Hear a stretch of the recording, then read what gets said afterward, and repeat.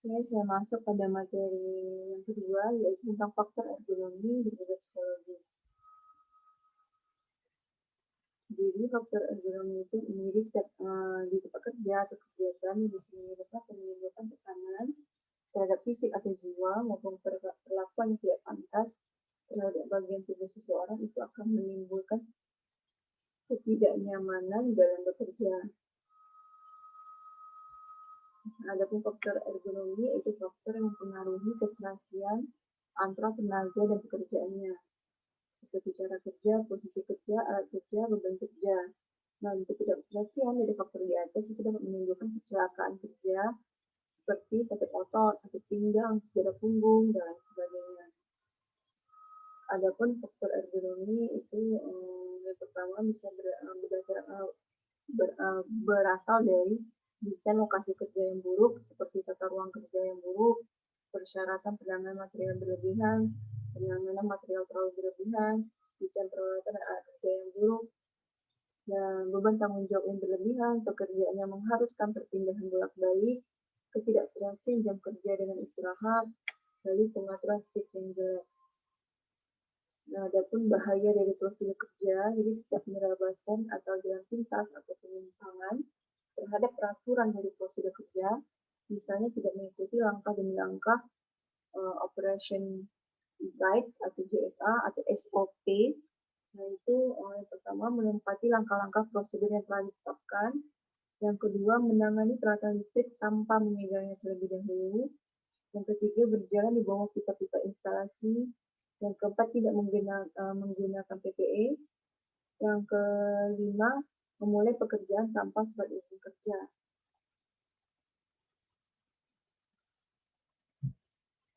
Adapun tanda sistem kerja yang tidak ergonomi yaitu hasil kerja yang tidak memuaskan, sering terjadinya kecelakaan, pekerja sering melakukan kesalahan, pekerja mengeluh adanya nyeri atau sakit pada leher, bahu, punggung, lalu alat kerja atau mesin yang tidak sesuai dengan karakteristik fisik pekerja, dan juga pekerja yang terlalu cepat lelah dan butuh istirahat yang panjang. Dan tanda selebihnya itu adanya postur kerja yang buruk, misalnya sering membungkuk, menjangkau atau jongkok, lalu lingkungan kerja yang tidak teratur, bising, pengap, atau redup, lalu pekerja yang mengeluh beban kerja yang berlebihan, komitmen kerja yang rendah, lalu hilangnya sikap kepedulian terhadap pekerjaan. Adapun kaitan dari ergonomi dengan dunia kerja yaitu mampu mewujudkan slogan NAC yaitu efektif, nyaman, aman, sehat, dan efisien. Nah, efektif yaitu bekerja dan efektif hingga target terpenuhi. Kalau nyaman itu bekerja tidak gampang lelah. Kalau aman jadi tidak was-was dalam bekerja. Kalau sehat berarti kondisi di mana karyawan tidak mudah sakit. Dan kalau efisien itu bekerja dengan gerakan usaha waktu kelelahan yang sedikit mungkin. Nah, NAC ini sangat dipengaruhi oleh metode, lingkungan, dan juga peralatan kerja. Contoh dari penerapan ergonomi ini yang termasuk contoh penerapan ergonomi yang kurang baik.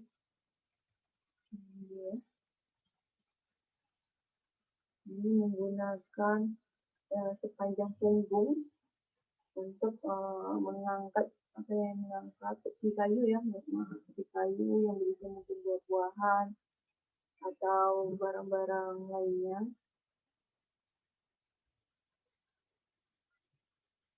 Ini posisi jongkok yang kalau misalnya terlalu lama itu bisa menyebabkan pegel pada punggung, juga sakit pada tengkuk, juga perubahan struktur pada tulang ekor, karena yang terlalu sering jongkok itu biasanya akan menyebabkan lama kelamaan kita postur tubuh kita itu akan sedikit membungkuk biasanya.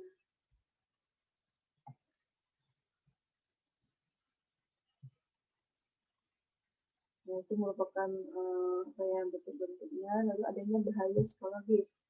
Nah, bahaya psikologis ini bila seseorang sedang punya masalah dalam keluarganya, kemudian ketika dia sedang bekerja, ia selalu memikirkan masalah tersebut dan tidak fokus, sehingga ada kemungkinan dia akan mendapatkan kecelakaan atau kejadian yang tidak diinginkan. Nah, bahaya dari psikososial itu potensi bahaya yang berasal atau ditimbulkan oleh kondisi aspek-aspek psikologis ketenagakerjaan yang kurang baik atau kurang mendapatkan perhatian, seperti penempatan tenaga kerja yang tidak sesuai dengan bakat, minat, kepribadian, motivasi, temperamen, atau pendidikannya. Lalu sistem seleksi dan klasifikasi tenaga kerja yang tidak sesuai, atau kurangnya keterampilan tenaga kerja dalam melakukan pekerjaannya sebagai akibat kurangnya latihan kerja yang diperoleh. Lalu adanya hubungan antara individu yang tidak harmoni dan tidak serasi dalam organisasi kerja.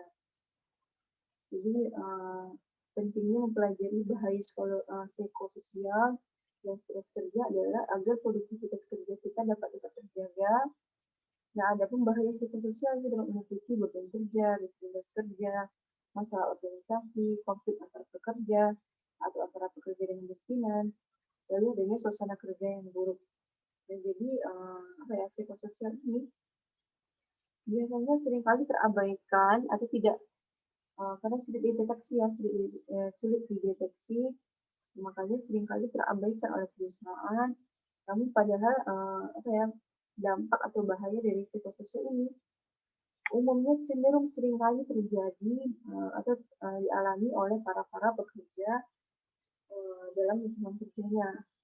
Di kerja tadi atau beban kerja yang terlalu tinggi, atau rutinitas kerja yang terlalu padat, atau adanya mengalami masalah organisasi, atau adanya konflik dengan sesama pekerja, atau dengan pimpinan yang menyebabkan suasana kerja yang buruk. Nah, suasana kerja yang buruk itu pasti akan menimbulkan ketidaknyamanan dalam bekerja. Kalau kita tidak nyaman dalam bekerja, otomatis produktivitas kerja kita pasti akan menurun.